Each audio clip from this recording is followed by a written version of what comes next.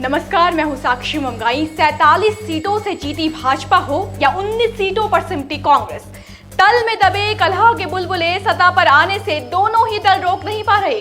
उत्तराखंड भाजपा में जहां भीतर घात का बवंडर थम नहीं रहा, वहीं कांग्रेस में नए नेतृत्व को स्वीकारने में अब भी लगता है संकोच पार्टी में बरकरार है।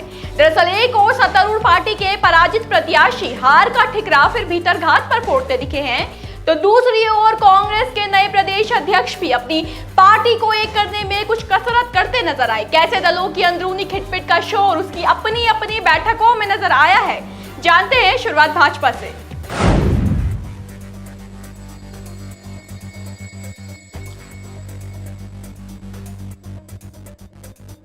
सीएम पद पर आसीन पुष्कर सिंह धामी के दूसरे कार्यकाल को शनिवार को 1 महीना पूरा हो गया। इस बीच भाजपा के राष्ट्रीय महामंत्री संगठन बीएल संतोष 2 दिवसीय दौरे पर प्रदेश पहुंचे।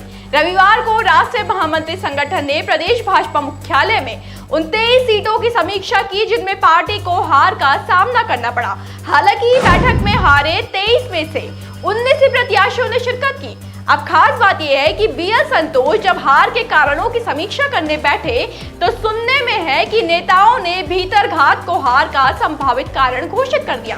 खबरों की माने तो नेताओं ने कहा कि यदि भीतर घात नहीं होता तो पार्टी 60 पार के लक्ष्य को हासिल कर सकती थी।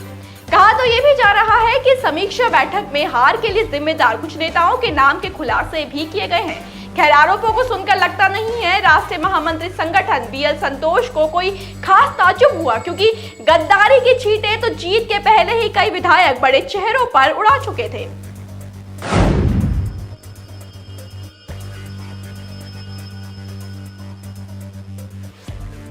उत्तराखंड विश्व चुनाव से पहले बीजेपी के कई विधायकों ने अपने ही लोगों पर उन्हें हरवाने के गंभीर आरोप लगाए थे। हालांकि बावजूद इसके पार्टी ने बम्पर मतों से प्रदेश में जीत दर्ज की।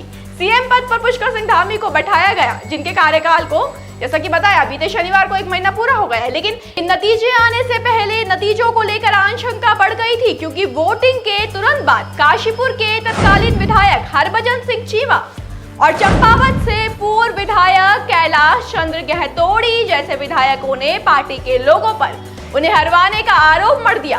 यह अलग बात है कि जो सियासी तूफान लक्सर के तब के विधायक संजय गुप्ता ने मचाया था, वो सबसे असरदार था। दिलचस्प है कि रविवार को बैठक में ये विधायक मौजूद नहीं थे।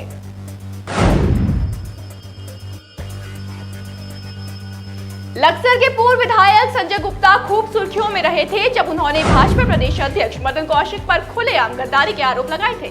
गुप्ता ने तब कहा था कि कौशिक ने बहुजन समाज पार्टी के प्रत्याशी मोहम्मद शहजाद के पक्ष में काम किया और उन्हें हराने की साजिश की।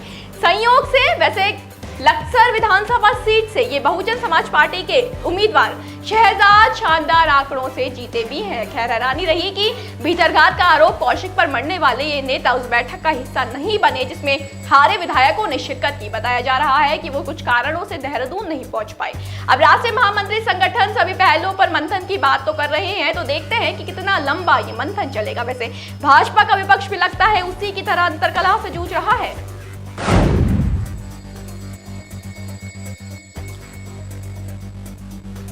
रविवार को भाजपा की तरह ही कांग्रेस में भी एक अहम बैठक चली। कांग्रेस प्रदेश अध्यक्ष करण मेहरा ने 70 विधानसभा में से सभी जिलों के जिलाध्यक्षों और फ्रंटियर्स के साथ रविवार को मीटिंग बुलाई थी, लेकिन इस बैठक में मुश्किल से 15 जिलाध्यक्ष पहुंचे। हार की समीक्षा के साथ साथ नए प्रदेश अध्यक्ष पार्टी की रणनीति पर चर्चा करना चाहते थे। जब पंचायत चुनाव को मजबूती से लड़ने की तैयारी भी आप इसे मान सकते हैं, लेकिन तैयारी हो कैसे जब ज्यादातर लोगों ने बैठक में तक हाजिरी देनी जरूरी नहीं समझी। वैसे तो कारण इसका शॉर्ट नोटिस को बताया गया, लेकिन कुछ जानकारों को लगता है कि असल वजह वो असंतोष है जो प्रदेश अध्यक्ष के चुनाव के बाद पार्टी के भीतर देखने को मिली। कारण जो भी है, लेकिन ये तय है कि हलचल तो है भाजपा में भी और कांग्रेस में भी।